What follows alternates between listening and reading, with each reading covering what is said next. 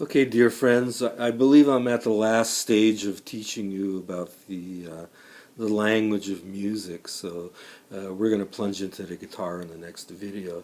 The only subject I really want to cover now is something called fixed do. We just looked at solfeggio. So solfeggio, the first letter of any scale that we have, the chromatic scale, is do, the letter do, the word do, do. And so there's two kind of trends in music. One is called fixed do, and the other is called movable do. So most Sufi music, most native musics of the world are in fixed do. So that means that there's like an anchor note, and you can think of it as a drone, or but wherever your melody goes, whatever scale you pick, you always return back home to the fixed do. So whatever vibration level it is, but you're always coming back home to that one note. And then you have predominance in Western music. Whether I'll just use jazz as an example, but same in classical music and in even folk music and rock and roll. You have something called a movable do. So you start a song.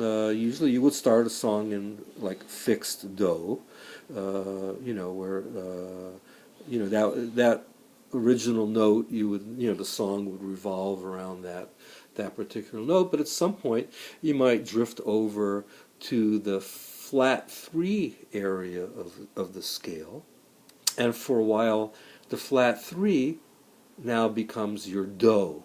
And so that becomes, for however long that is. It could be temporary for 8 beats, or it could be a whole section of the song, or but the scale has changed. You're now in a different scale.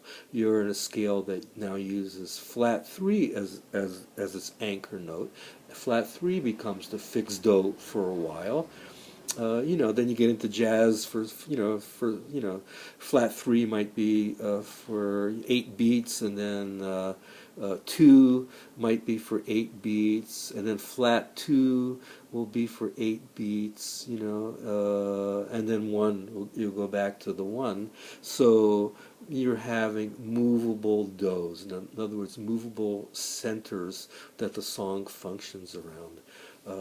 Anyway, like I said, predominantly in Sufi music, it's called modal music. Modal music meaning that out of our chromatic scale, we pick a certain number of notes by coordination with the other musicians, and we function in fixed do.